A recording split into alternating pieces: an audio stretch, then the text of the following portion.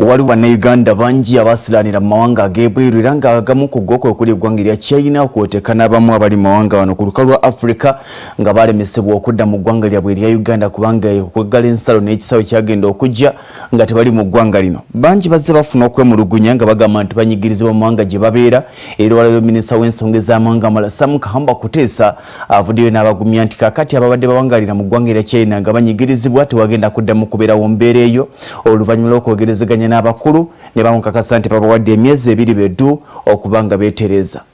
Minisita Sam Kuteesa ow'ensonga z'ebweru w'eggwanga ategeezezza nga bwe bamaze okwogera ne gavumenti ya China ku mbeera y'Abannayuganda abaliyo. Mu nsisinkano ye ne bannamawulire, minisita taanyizza ku mbeera bw'eri kaakati.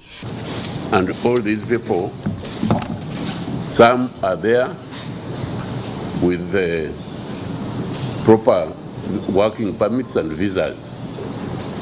Others had gone for business in China and were caught up with the lockdown. Agambye nti bakkaanyizza ne gavumenti ya China okwongera bannayuganda akaseera naddala abo visa zaabwe ezaweddeko era nti bakuweebwa emyezi 2. Residents and are there legally, or those whose visas expired because of the lockdown,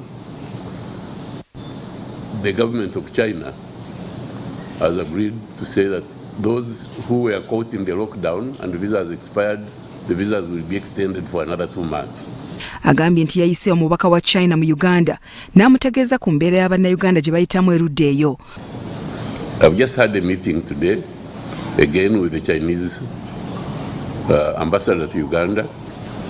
He did indeed relay our concerns to the government of China.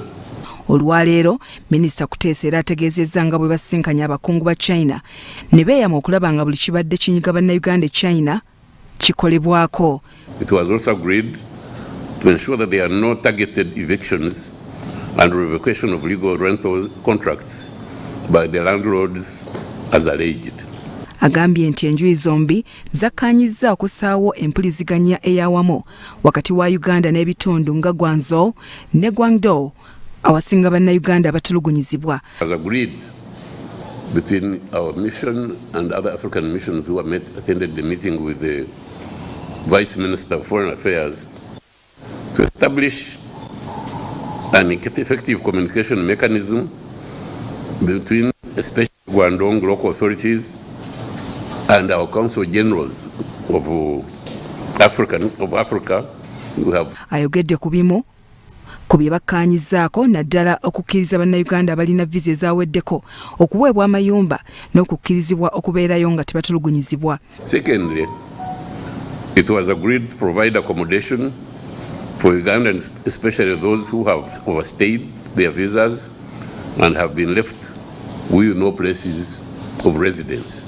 Agambye nti bakkaanyizza okukolera awamu okusaawa embeera ey'okulwanyisa endwadde ya COVID-19. I think every country should work, all of us should work in solidarity to suppress the spread of coronavirus.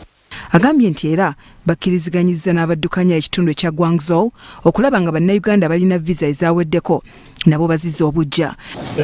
We have also, if I may add, asked our consulate in Guangzhou especially to register the Ugandans who are in need and also access and have their visas renewed. Mu kiseera kino minisita agamba nti bakola butaweera okulaba nga Bannayuganda China bafuna obuyambi n'ebyetaago. And we are engaging the different governments to ensure that they are looked after. Wabula agambye nti si baakuzza Bannayuganda bano mu kiseera kino okutuuka ng'embeera ezze mu nteeko. Bannayuganda bonna abali mu kitundu kino minisita abakubirizza okwewandiisa n'ekitebe kya Uganda erudde eyo basobole okuyambibwa. So the appeal is to all Ugandans to take up this opportunity, difficult as it is, to register with our consulate in Guangzhou and our mission in Beijing. Bya Robert Mutebi, Salt TV, Omonyo.